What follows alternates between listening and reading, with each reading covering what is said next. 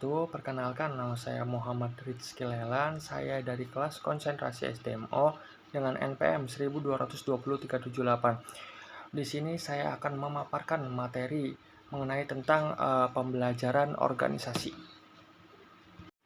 Materi awal yang saya akan bahas yaitu tentang konsep organisasi pembelajaran. Apa itu organisasi pembelajaran? Organisasi pembelajaran merupakan suatu proses pengembangan performa karyawan di dalam suatu organisasi secara berkelanjutan untuk meningkatkan kapasitas agar bisa mengatasi setiap tantangan dan perubahan yang ada di dalam organisasi tersebut. Yang kedua ada pembelajaran. Pembelajaran merupakan suatu proses untuk mendapatkan pengetahuan yang dilanjutkan dengan proses mengembangkan potensi diri untuk mencapai sebuah tujuan hidup yang lebih bermakna. Dan yang kedua di sini ada tingkatan organisasi pembelajaran. Di dalam tingkatan organisasi pembelajaran ada tahapan-tahapan agar bisa mencapai suatu tujuan dari organisasi pembelajaran tersebut. Yang pertama ada berpikir sistem.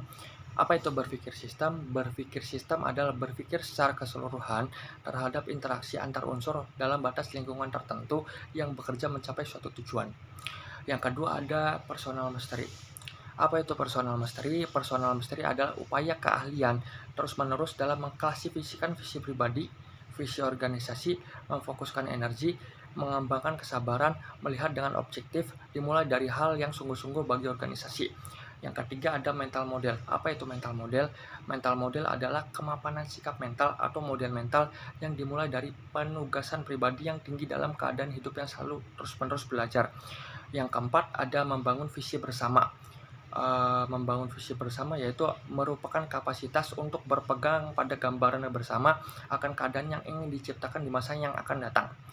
Yang terakhir ada tim pembelajaran. Merupakan kemampuan anggota untuk tim menunda asumsi dan masuk ke dalam pikiran bersama secara murni. Lalu di sini ada model pembelajaran masyarakat. Adapun tahapan-tahapan dari model pembelajaran masyarakat sendiri, yang pertama yaitu ada attentional process atau biasa yang disebut dengan proses memperhatikan. Lalu dilanjut yang kedua ada retention process atau biasa yang disebut dengan proses mengingat, dan dilanjutkan oleh reproduction process atau biasa yang disebut dengan proses mesin untuk meniru, dan yang terakhir ada reinforcement process yaitu atau biasa yang disebut dengan proses pemberdayaan atau penguatan. Dan di sini ada cara manajer menjadikan organisasi pembelajaran. Di sini ada langkah-langkah pembelajaran yang perlu dilalui untuk menjadi organisasi pembelajaran. Yang pertama ada penguasaan pengetahuan, yang kedua ada distribusi informasi, yang ketiga ada interpretasi informasi, yang keempat ada pengingatan organisasional. Dan di sini juga ada cara dalam menjadikan organisasi pembelajaran. Yang pertama ada pembelajaran analitis, pembelajaran sintetis, pembelajaran eksperimental, pembelajaran interaktif, pembelajaran struktural, dan yang terakhir ada pembelajaran institusional. Lanjut di sini ada langkah memberi pembelajaran kepada karyawan dapat dilakukan dengan pembentukan perilaku dengan cara pemberdayaan otomatis karyawan sebagai berikut. Yang pertama ada schedule reinforcement. Schedule reinforcement yaitu pemberdayaan terus-menerus dan pemberdayaan terputus-putus. Dan di dalam schedule reinforcement ada continuous reinforcement. Continuous reinforcement di sini yaitu pemberdayaan perilaku sesuai kebutuhan organisasi yang setiap saat dibutuhkan dalam melakukan pekerjaannya. Dan di dalam schedule reinforcement juga ada intermittent reinforcement, yaitu pembelajaran perilaku yang mungkin untuk mengatasi kasus dalam pekerjaan yang jarang ditemukan atau didemonstrasikan. Dan lanjut di sini yang kedua ada reinforcement schedule and behavior, yaitu pemberdayaan untuk meningkatkan performa karyawan secara umum, merupakan continuous reinforcement, tetapi dilakukan dengan memodifikasi dan pengembangan organisasi. Yang pertama ada modifikasi dapat dilakukan dengan mengembangkan beberapa aplikasi spesifik untuk meningkatkan semangat kerja karyawan.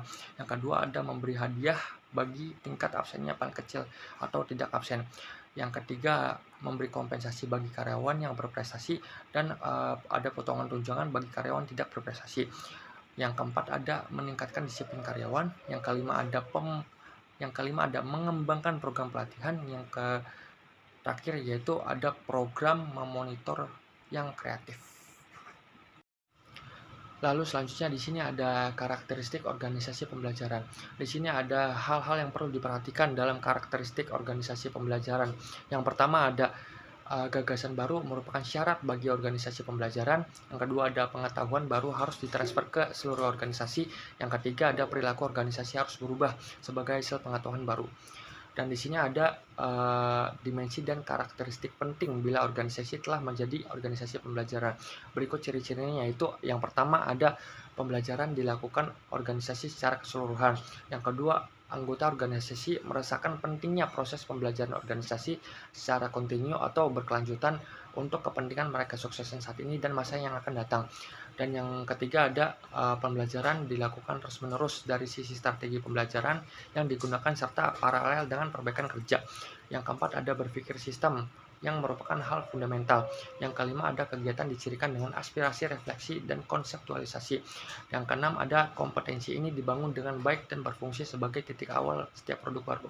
Dan masih banyak ciri-ciri lainnya ya, ciri-ciri dimensi dan karakteristik pentingnya.